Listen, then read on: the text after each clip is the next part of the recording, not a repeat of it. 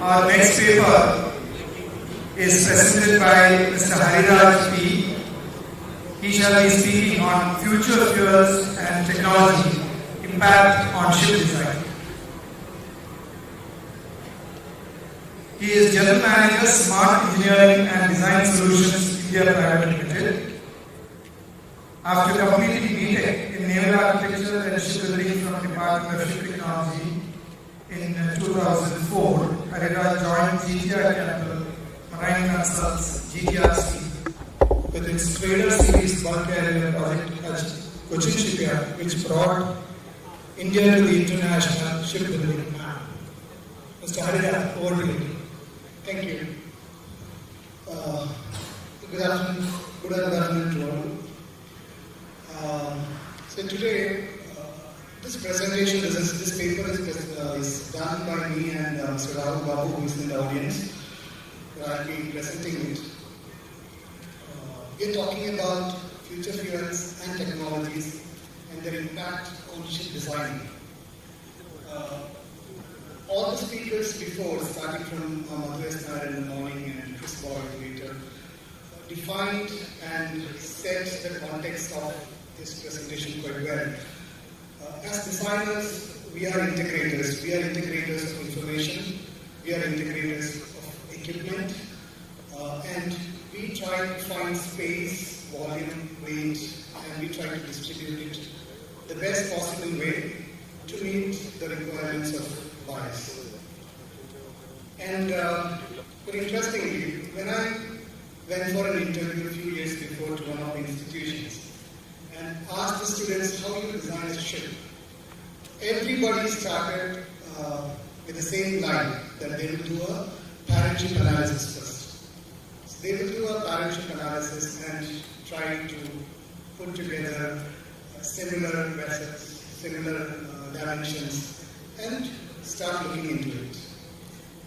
And so this is a brief background of sets and why we are talking about this. We have selected this topic for today.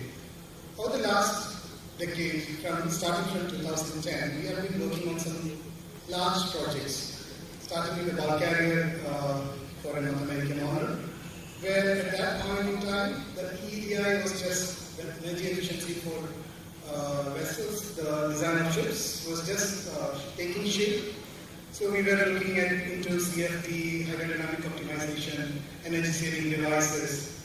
And from there, from 2014, we started working on looking at seriously on LNG as fuel. And that design imposed a lot of challenges, and we had a design approved in principle by ABS in 2014.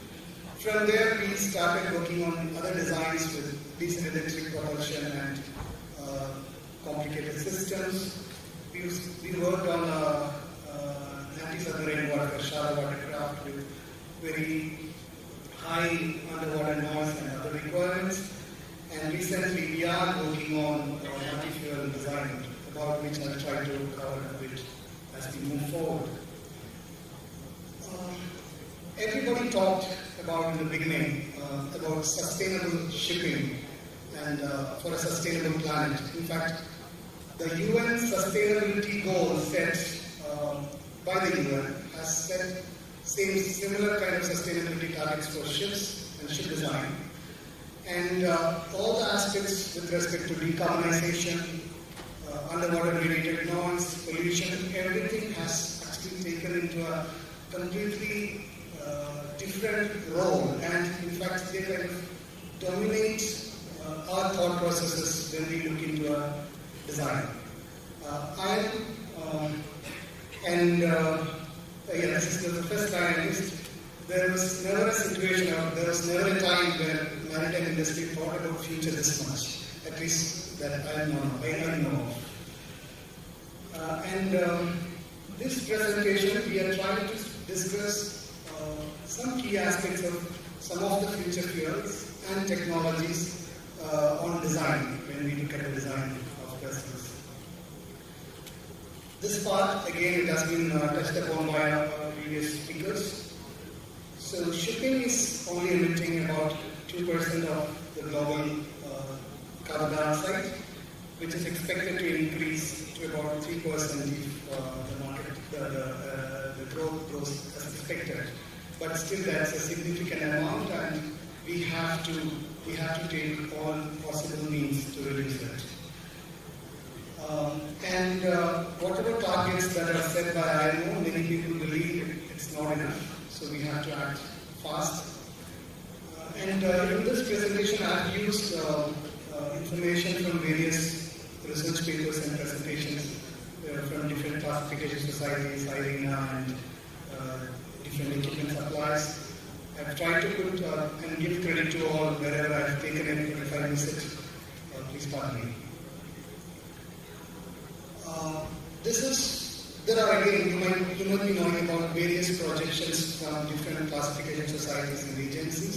This is from 𝔬𝕦𝕐𝕝𝕚 2050, which is clearly identified that emission gap to be filled by innovative measures, fuels and technologies for more than 50% of the targets by 2050. So this is a serious thing, and none of us are going to stay away from this.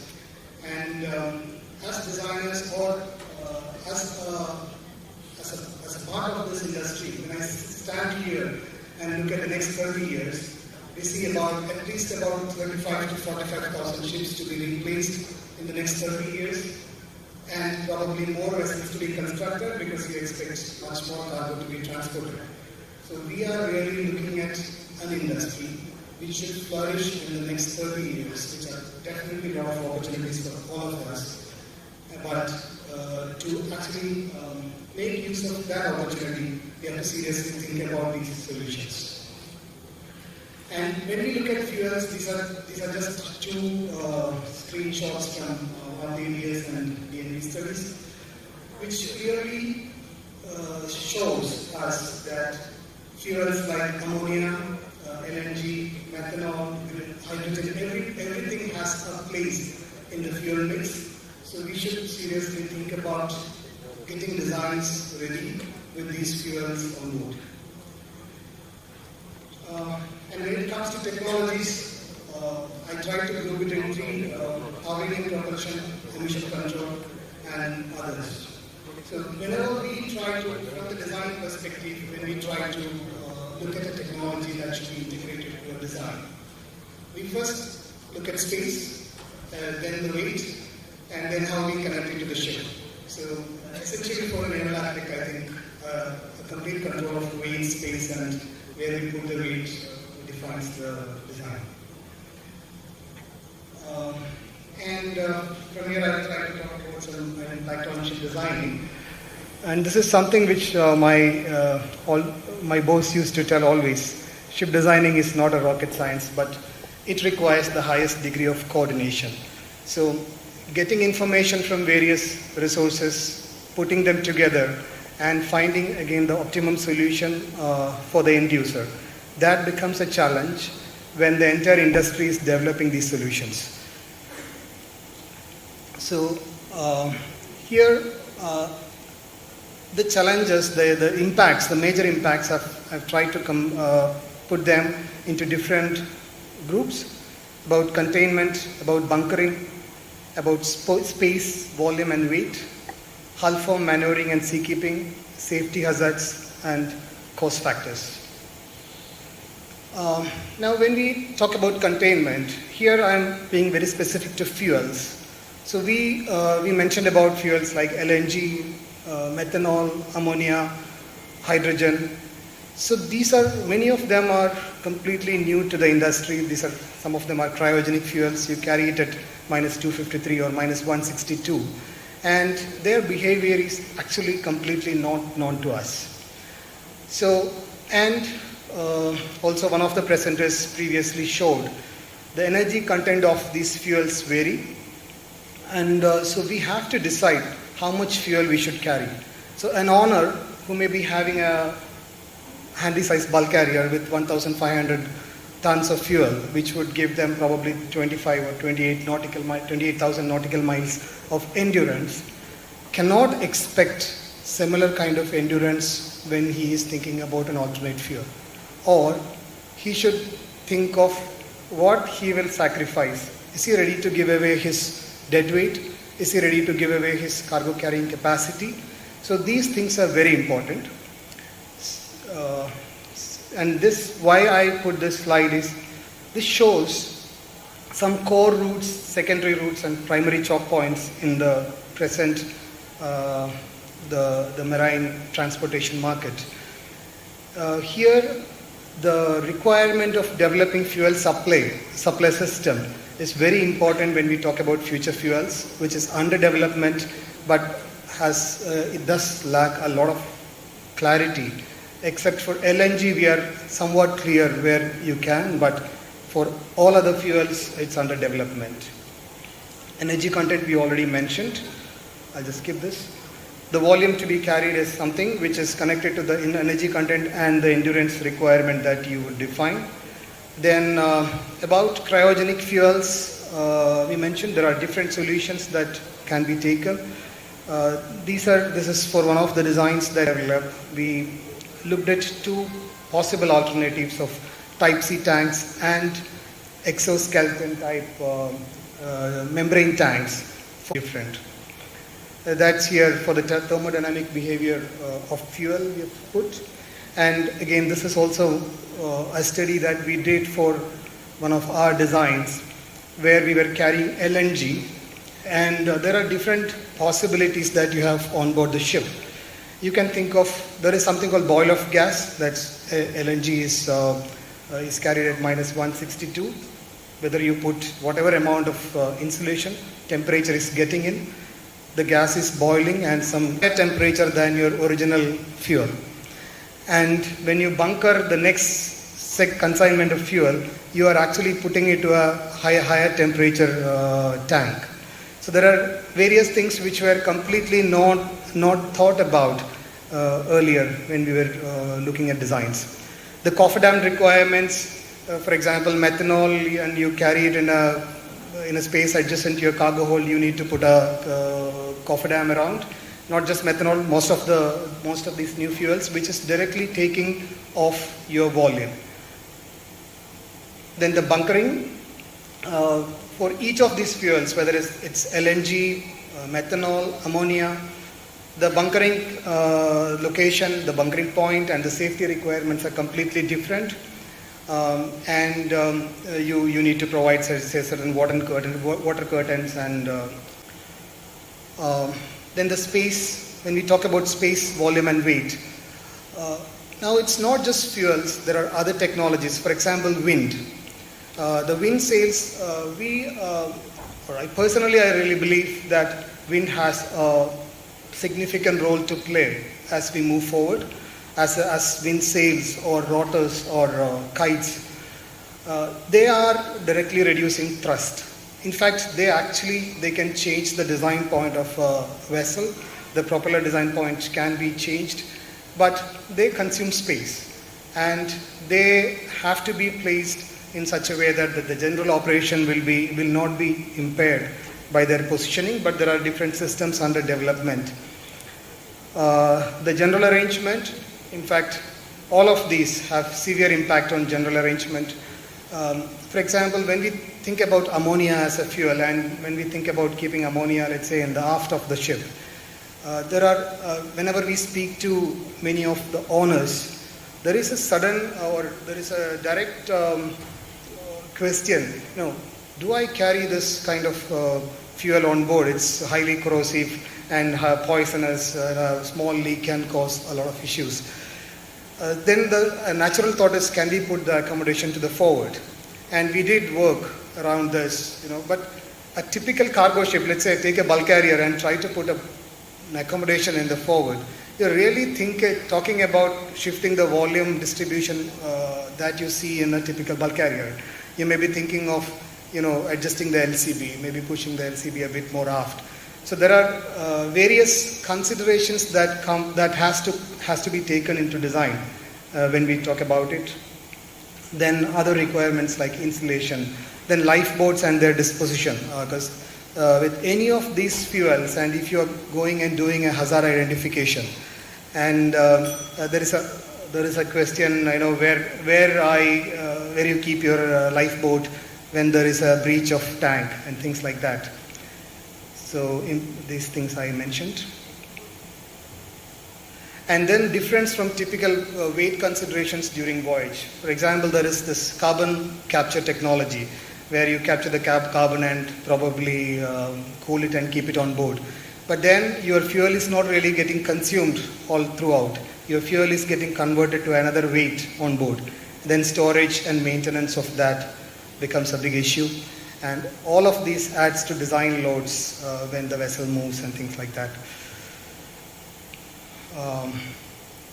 Then for hull form, maneuvering and seakeeping, of course, whenever we try to keep certain fuels and certain tanks at certain location, the general approach towards maneuverability and seakeeping characteristics are changing, and more studies are to be done in this part. Safety and hazards, again we mentioned about toxicity, health hazards, flammability, coal burns. So there are many of these aspects which are to be considered in the design, and what we do in case of certain eventuality are to be thought through and should be, we should explain this well to the crew, to the operator, and to the class to get proper acceptance. And when it comes to cost factors, this I just put a typical shipbuilding schedule and what time we get for design. The time is becoming a big issue because the entire system is under R&D. There are things are under development. You really don't get all the information from the beginning. So and the time is cost. So I spend one more extra month. It has to be paid. People are to be paid. So the whole consideration about cost changes for a designer when we look into technologies and integrating technologies which are not really matured when we start working. So nuclear, we just wanted to mention, in fact, the Naval Architect magazine had a wonderful article from Core Technology on nuclear. I personally feel it has to be seriously looked into for commercial vessels. It's a wonderful option if it can be controlled because there is no better zero carbon fuel. And you fuel it once and run a 30,000 deadweight container vessel for 30 years at 30 knots.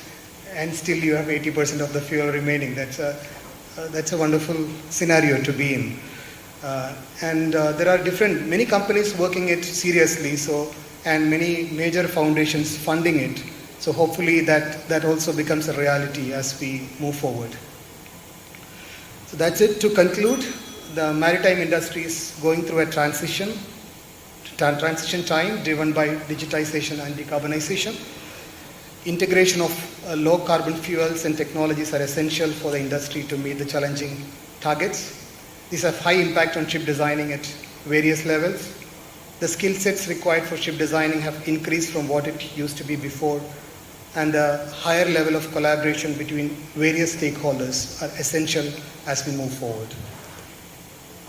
This is just a design that we are working, which we call a multi-fuel design, which we want to actually go ahead with the design with conventional fuel and define pathways to different fuels. So if the owner decides for ammonia, we will tell him now what he has to do when he makes that decision. Not today, but when the industry is ready to provide that solution. So thank you.